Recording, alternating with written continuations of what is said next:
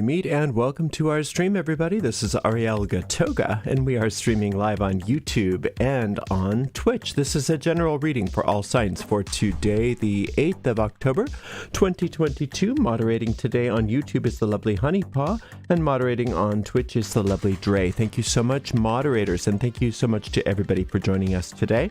I am reading today with the Medieval Scapini Tarot, and let's purify with this Vervain by Fragonard. 3 sprays in this big room is more than sufficient. If you happen to be watching us on a restream on YouTube, you can fast forward through my shuffling if you feel like it by using the timestamps right in the video description. Like I said, this is a general reading for everybody, all signs for today, the 8th of October, 2023, going out to so many people. So if for some reason it doesn't seem to apply to you personally, just disregard the reading because it may not be meant for you.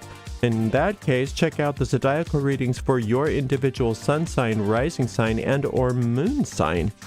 Also, remember that we have a weekly pick-a-card reading that comes out every Sunday evening, so look for that tonight. And you can find the most recent restreams of all of the readings right on my website, ariels-corner.com, Ariel's Corner with a -.com.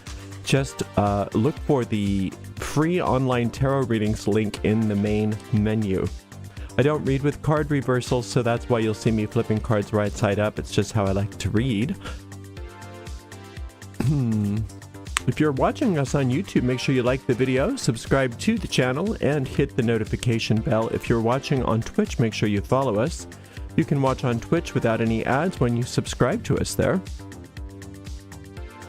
If you'd like to give us a donation, you can do that by going to paypal.me/ArielGatoga. paypal.me/ArielGatoga. Another way to donate is by using a super sticker or super chat on YouTube if you're live in the chat thread, or if you're on YouTube on a restream, you could use a super thanks. We do appreciate your support.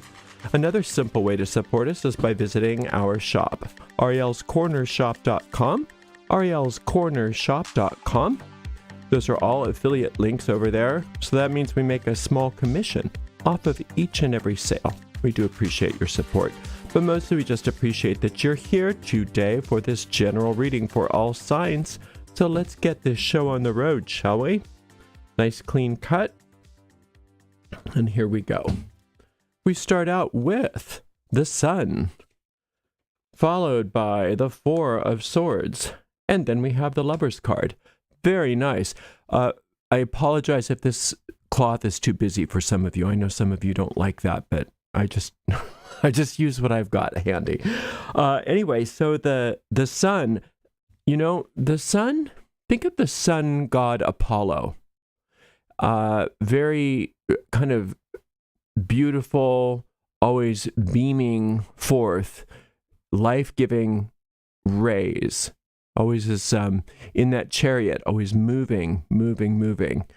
And that is a nice symbol for us that sun, that golden light, that higher power, that power that is constantly able to assist us in reorganizing and reordering things in our lives so that they conform to the divine design, is always moving through us, is always traveling into greater and greater expressions of itself. And we are really smart. I'm sorry, my brain. We are really smart when we allow ourselves to be filled with that golden solar light, because what happens is the golden solar light, when we fill ourselves with it, our minds and our auras with that, it has the ability to change us away from our own ego-driven ideals and open our minds up to the purpose for which our soul came to this earth. And I know that sounds really lofty, but it's true, and you're lofty. And whenever we get the Sun card in a reading, it's really good to just think and consider how important we are as souls and how different we are as souls than we are as little egos here with our little problems and our little grievances and our fights and our, all of that stuff. beyond all of the beyond all of the illusion, there is the mystery of that golden solar light, which is who you are at your core. If you think about Apollo again, or if you think about that sun, it has beams of light that are shining forth from it. And you are one of those beams of light. That's who you are. That's who your soul is. And so considering who you are as a soul is probably one of the most important activities and ways that you can spend your time, just sitting and contemplating who you are as a soul and why you're here, and asking for it to be revealed. The Four of Swords is that refusal to engage in conflict. It's that disengagement, in fact, from conflict. And you think about the sun again. The sun doesn't have conflict. The sun doesn't have any conflict. When we, are maybe just like, imagine a person who decided that they wanted to go up against the sun. Some human being here wanted to go up against the sun and have a big fight with the sun and take over as the sun. That wouldn't even make sense, would it? There's no way to have conflict with the sun. And as a soul, there's no way for anybody to have conflict with you. So the only way that we have conflict is when we engage in ego-driven ideas.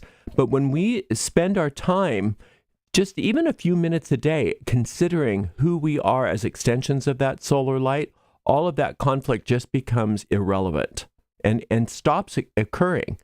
Now, it's easy for me to say that, and that's what this Lover's card is all about. It's easy to say that and to know that, but sometimes it can seem difficult to actually practice that, to actually be operating as your soul rather than as your little separated ego, your little illusory self. And that's what this Lover's card is all about, is remembering that decisions and choices that we make moment to moment to moment are under the control of our ego unless we ask for a higher guidance. And I find for myself, and I think it's probably true for everybody, if it's true for me, that I just can assume that the decisions that I'm just going to go in and make all by myself are probably faulty, at least on some level, because they've always been that way.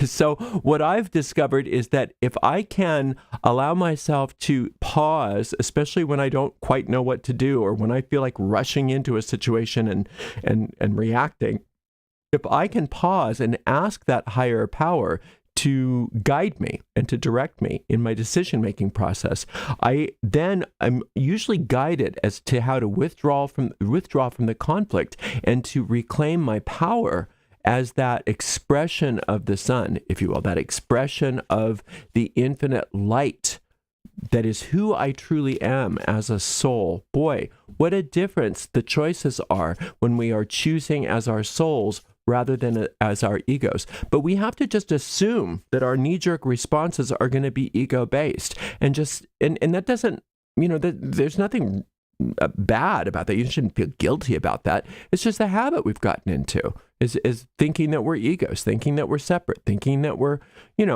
these little problem magnets here, right? So when being that is probably the case for most of us, unless you're an ascended master or something, then I'm not talking to you. Just understanding that whatever it is that is before us, we probably don't have the best idea. We probably don't have the best understanding of the situation, but there's a part of our mind that is connected to the soul that does have the best idea. And since it's so different from our egos, it can seem like it's another power altogether, which it is not. So all that to say that if you can take time today, really take time today to first and foremost consider who you are as a soul and disengage from that conflict, but then ask in every moment that you can remember to what to do and how to respond. And recognize that when you do that, you're always guided into success. You're always guided into peace. You're always guided into joy and pleasure and happiness and all good. The Nine of Swords, the Justice card, the Five of Swords. Really important today that we are asking, because our ego mind, even though we think that we wanted to withdraw from conflict, the ego mind is attracted to the conflict. It's attracted to it. And we have to recognize that just because it seems like sometimes conflict is happening to us, that on some level we're agreeing to it when it comes about. And so we can short circuit that whole experience and not get involved with that if we remember to ask for guidance. Now, one of the other reasons why it's important to withdraw from conflict and ask for guidance is because today's a day of restitution, it says. Today's the day when things come back around for our good. The things that were taken from us, the things that seemed to be at odds with who we are as a soul, the problems and things that we encountered in the past. Maybe some of us had something taken or had some unfair treatment of us. Remember that there is no such thing as unfair treatment to the soul. So when we let the soul interpret the situation for us, then the soul brings restitution to us. And that means that everything that seemed to be taken from us is given back to us with interest. Even our dignity, whatever was seemed to be taken. But that only happens within this setting of a retreat from conflict. And so when we're attracted to that conflict, then that restitution has to stop, or at least pause, until we come back to that retreat from conflict. So that's why we ask again and again and again for guidance. Guidance, guidance, guidance, because we want that restitution. Imagine what restitution feels like. True restitution. Just imagine that for a moment. All of the problems that you've had, all the mistakes that you've made are corrected. All the mistakes that other people have made with you are corrected. All the things that have been seemingly taken from you are returned to you. So where there was conflict, there is resolution. And that conflict can be all kinds of things. It could be financial, it can be health, it can be interpersonal relationships, whatever it is. All of that's caused so many problems in the past is undone today. Undone. And you start receiving all of the recompense that is your divine inheritance. And the way you do that is by, like I said, retreating from the conflict, withdrawing from it, considering who you are as a soul rather than an ego, and allowing yourself to be guided and led, especially when you're interacting with situations or people where conflict seems to arise. Because all of that is just the ego trying to distract you from this restitution that is your birthright today. So today can be a very powerful day of restitution, divine restitution. Okay, I've got a couple of meditations, or 3 meditations that you may want to, take one or all of these. For the Sun card, you can listen to the Solar Light meditation. There's 2 versions of that on my website and also on my YouTube channel. For the Justice card, there's a meditation called Invoking the Goddess of Restitution. And then for this Lovers card, there's a meditation called Receive Guidance on a Choice or Decision. And so any or all of those would be really great for you today, because today's a really important day. There's a lot of indication that you can really move forward into that restitution today and really start to experience happiness, even though other people around you aren't.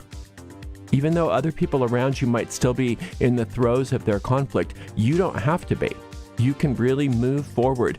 And so wherever those problems have been, in whatever areas of your life, you can really start to see those things changing for the better, and you coming around to having total resolution and total restitution. And that's a beautiful thing. What a powerful day.